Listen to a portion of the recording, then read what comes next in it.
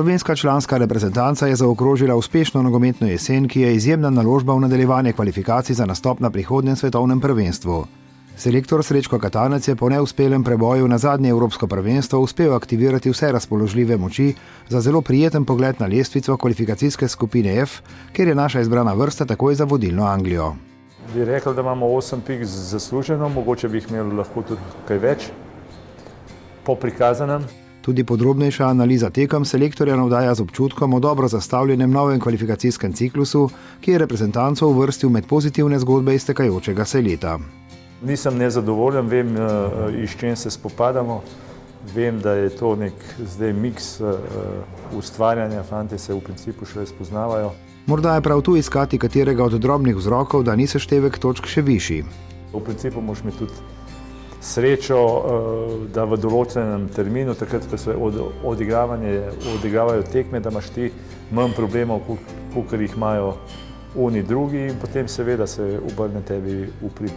V nadaljevanju analize selektor Katanec izpostavlja še nekatere elemente igre, ki oblikujejo podobo sodobnega nogometa. Brez faze branjenja nobena ne more rezultata narediti, mogoče sta dve ekipe na svetu, ki lahko prideta do rezultata, da vsi ne branijo. Mogoče Barcelona, Real Madrid, pa še kera ekipa. Klubski treningi so seveda tu ključnega pomena. V reprezentanci selektor več ali manj zgolj sestavlja mozaik izdelanih igralcev. Tako da je izredno važno, kaj se dogaja z njimi v klubih, kjer igrajo. Če so navajeni zabijati gole, potem je super. Potem tudi mi lahko pričakujemo, da bojo v reprezentanci dosegali gol. Na dobri poti v to smer je eden vidnejših igralcev italijanski Serie A, Josip Iličić, ki je v minuli nogometni jeseni dobrim klubskim predstavam dodal tudi reprezentančne. Dozorel je, razume nekatere stvari in je to ključ. Mi pa nismo delali nič kaj preveč posebnega z njim.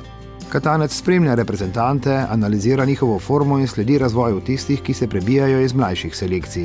Dovolj široka baza bo pomembna tudi iz vidika ostrega tempa v odločilnem delu kvalifikacij z gostovanjema na Slovaškem in v Angliji. Tle bomo morali biti pametni in dozirati dejansko fante, da ne bojo pregoreli na dveh tekmah, ki potem čez en mesec bojo spet dve.